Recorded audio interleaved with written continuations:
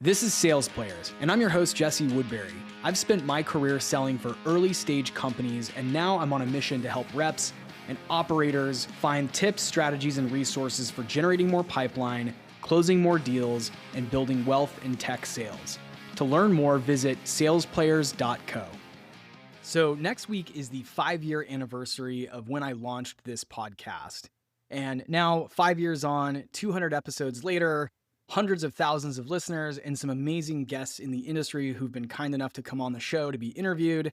I've been reflecting a lot on what the last 5 years looked like and how many amazing new doors this has opened up for me. So in this episode, I thought I would share the story behind how I started the podcast and then some specific lessons that I've learned about building a brand. And the reason I think you'll find this interesting is it is very important in 2025 to begin building your own personal brand. Not necessarily so you can start a podcast or a YouTube channel or even a side hustle, but I do think it is a very valuable asset to have as a seller, and it's never too late to get started. The key is you just got to get started. So I'll be sharing some insights from my 5-year journey being a podcaster and subject matter expert, and hopefully this helps you as you're crafting your own personal brand and beginning to build out your own strategy. So let me walk you back 5 years and talk through the origin of Sales Players. At the time, it was called SaaS Sales Players, but how I came up with the idea and frankly, why I wanted to do this. So a lot of it goes back to, I am a big consumer of podcasts and content myself, and I'd always thought about putting my own brand out there and making my own show. And I was inspired by people like Tim Ferriss. In fact, when I lived in Austin, I got to meet Tim Ferriss. I ran into him at a WeWork location, which was totally random. And from there, I was always really inspired to go and do something similar to what he'd done, which was set up a show where I could interview some top performers, in my case, top players in the industry, and learn as much as I could. That was really the focus for a long time. I never set out to do this as a money-making venture. I'm very glad and happy with the results on that front. But this never started as a way to make money. It started as a way for me to interview some of the best and brightest minds in the industry and learn from subject matter experts how they were approaching their own book of business and their own sales strategy. And of course, the show format has evolved over the years. But generally speaking, the focus has been on helping frontline sellers get better at the craft of selling so that they can level up in their own careers, build wealth and financial security in this line of work, and succeed in business. So that's really where it started, was first me being a big consumer of podcasts, wanting to start a show. And I remember having a conversation about 6 months before I launched about how there wasn't enough content out there for frontline sellers. And I remember thinking I could totally do that. My approach for the first round of interviews was actually just to go and reach out to people I'd worked with that I knew were very good at sales and host them on the show. As far as the launch goes, I started as lean as possible. I'm a big believer in launching with an MVP or minimum viable product. You just want to get something out there. It's more important to get going and start, and you don't want to fuss about the brand or the logo or the audio quality or anything like that right out of the gates. You want to actually just focus on putting good content out there. And so I think I started with like a Zoom license and a really cheap microphone I bought on Amazon and my AirPods. There was nothing fancy to it. Again, the first round of guests that I invited on the show were people that I'd personally worked with that I knew were really good and wanted to make sure I was shining a light on those people so that other sellers out there could really resonate. At the time, there was not that much content. Believe it or not, there wasn't a lot of content focused on frontline sales or the tactical side of things specific to the software industry. There was always been tons of sales podcasts, but there wasn't anything super focused on software and who the top players were in software on the front lines. And I remember having a conversation with a mentor of mine thinking, why am I going to do another podcast on sales? There's already other podcasts about that. But he said something really interesting that hopefully you'll take away from this is no one can replicate your own experiences, your own stories, and your own perspectives on things. And so he said, you need to bring your perspective into the space and into the category and start creating content, sharing stories around your own career, what's worked for you, and then of course, interviewing people who are willing to share the same. So that was really the catalyst for getting started. Now, note that from that conversation, it still took me probably about 6 months to get the courage to put the first episode out. And I took some time to record the first few rounds of episodes.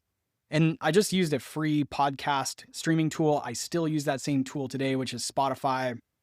And so again, I was trying to keep the costs low This was not a money-making venture. This was a chance for me to learn from the best folks in the industry. And I'll note that my expectations were pretty low. I thought, I'll try this out for a couple weeks and see what happens.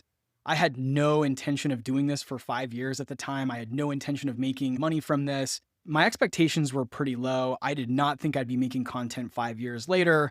I really thought this would last for like 6 weeks and that a few family members and friends might tune into the show and pat me on the back. But I never imagined reaching so many people and making so many connections and building a whole community around this podcast. So I'm very proud of that, if you can't tell. And so my approach early on was just to try to be as consistent as possible. And early on, I was only putting episodes out maybe every other week. Now I try to do at least an episode every week or more. The algorithms for things like podcasting or YouTube videos tend to reward consistency. So that is the key. I haven't always been perfectly consistent over the 5 years, but generally speaking, I haven't had any long breaks, anything longer than a few months.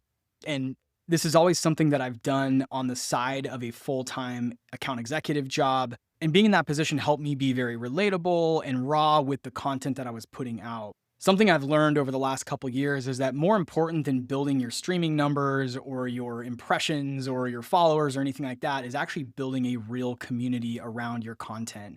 And it's totally possible for anyone to start to rally people around what they're doing and their message. And that has proven to be way more important than just having more listeners or more downloads or any of the other standard metrics that you hear about from content creators. And then also as part of the podcast strategy, I started getting more active on social media. Before the podcast, I would occasionally post on LinkedIn and had some mild success from a few posts that I did over the years. But with the podcast, I really looked at that as my top of funnel strategy. How do I reach more people on LinkedIn or Twitter? And how can I help connect and build a community around what I'm talking about, what my message is? And so my advice there for getting started is keep it really simple. Don't overthink the technology or the platforms. Don't go out and buy a bunch of software. Don't go out and buy a bunch of hardware for whatever you're doing. By the way, you've got to pick what channel works best for you. Not everybody is meant for podcasting. Some people are meant for newsletters or a specific social media type. Don't overthink the distribution channel. Don't overthink the tech spend. Just get started on the platform that you prefer most and go where the people you want to reach are. That's a huge takeaway there. And then just get started. Like I said, I waited way too long to get this going. I wish I would have started a lot earlier. Get out there and just start creating. And the best way to start is, again, telling your own stories, sharing your own results. Being as real, relatable, and accessible as possible are all keys to success when you're trying to create content or be a thought leader or build your personal brand.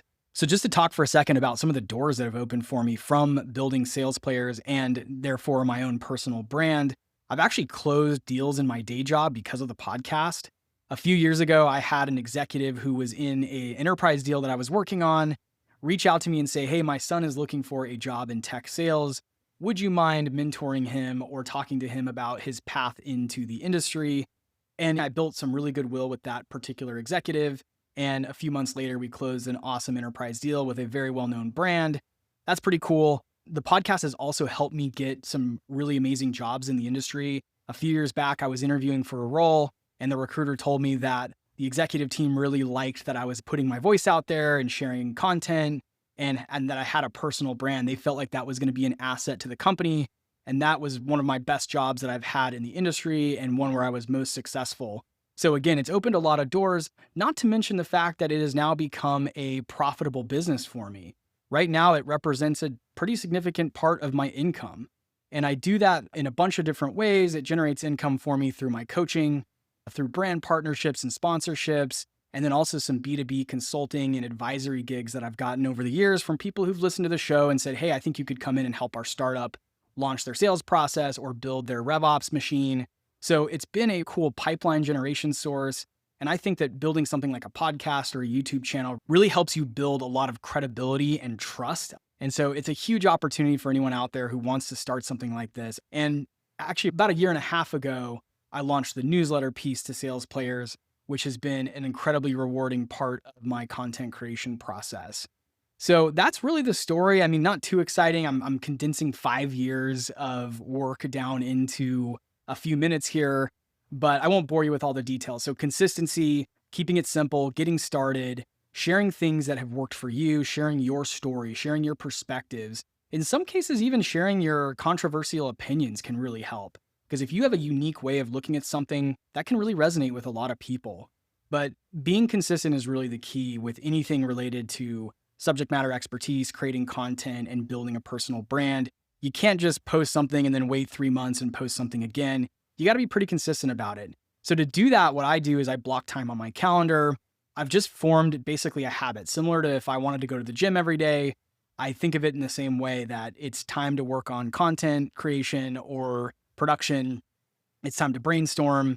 Something else that I do all the time to help me with the creative process is anytime that I help someone, whether that's a coworker or a friend or a family member, as it relates to tech sales, I try to write that down and use that as a prompt for my content.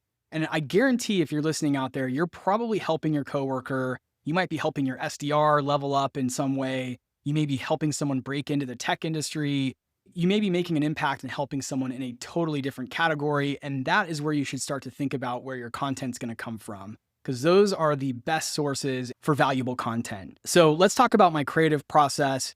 When I first started the show, I actually sat down on a Saturday morning with a big cup of coffee and just started writing down who I wanted to reach, why I wanted to reach them, what things I wanted to talk about, what things I was curious about. And you really got to be curious if you want to consistently create content, because in a lot of ways, you're also like a journalist. You're documenting what works for other people. You're sharing your own learnings and your own results. And so I just sat down again on a Saturday morning and started typing like a madman and came up with a whole bunch of different ideas for what kind of episodes I wanted to have on the show, what types of guests I wanted to have on the show. And I still have that document actually. And if you want a copy of it, hit me up. I'll share it with you. It's nothing fancy. It's kind of like my own personal manifesto for sales player. Another really important thing that I've learned is to be relatable and accessible to your audience. I've mentioned this already, but the way that I do this is I've actually tried to respond to every listener who's ever reached out to me over the years. I really sincerely have tried to answer everybody, and I think I have. If you're out there listening and you're like, hey, I wrote that guy 6 months ago and he never got back to me, bump that back up in my inbox. I really do try to read and respond to any mail I get from listeners. A lot of that comes through LinkedIn or through my email address, but you know where to find me. Reach out if you want to talk to me, because I want to help you in your own career journey. And so I've tried to be as accessible as possible. It doesn't really help when you have someone out there creating content and you never hear from them if you reach out. And that goes back to the lesson I learned around the importance of building a community versus just building an audience. As I shared earlier, no one else has your exact same skill set, your exact perspectives, or your exact stories and experience. So don't let a saturated category scare you. Just because there's other people talking about something you want to talk about, doesn't mean you shouldn't talk about it too. Now, it will be challenging to stand out in really saturated categories, but find your unique angle and your unique way of helping people. You're probably really good at some specific thing. So if you can break down a sub niche for your content that focuses on a specific thing that you're really good at and you love talking about. By the way, a metric that I used for when I launched my show was, what topic could I just talk about all day, every day? And that's really how I came up with the idea for this. You got to just start. Just get started. Don't wait. Don't drag your feet like I did. The sooner the better. It doesn't have to be perfect. Your content is actually going to be kind of cringy. And if it's not, you're waiting too long to produce. Then my last piece of advice here is at some point, you want to actually turn it into a business. Even if you're just a small-time content creator, even if your intention is not to make a lot of money from this, I still think it's really valuable to set up a business and a Stripe account, because you never know when your audience starts to knock on your door. And that's exactly what happened with me. After a certain point, it was really after about a year and a half of creating content on the podcast, I started having people reach out on LinkedIn and ask if they could pick my brain or jump on a call. And at first I was wide open to just hop on a call and let someone pick my brain or ask me a question about something I'd said on an episode. But after about a year and a half, I realized that there was a money-making opportunity there via the coaching. And that's how I launched my one-on-one coaching. It was pretty simple. I set up a Stripe account and a Calendly link. And if you want to book time with me, you've got to pay to book an hour. I've since developed that coaching program even further and now do a more intensive program, which if you're interested in, let me know. Because if building a personal brand and creating content is something you're interested in, I'd love to help you launch that. I'd love to help you figure out who your target audience is, what kind of community you could build, what special skills, experiences, and stories you could tell to your own audience. Because I'm telling you, this has been an amazing game changer in my life. And I'm super grateful for everyone out there who's been a long-term listener or a short-term listener. It really means a lot that you tune in to this show every single week. And I want to be a resource for you, not just in your tech sales career journey, but also in your personal branding journey. So thanks again for listening. Here's to 5 more years of Sales Players, and we'll see you on the next one.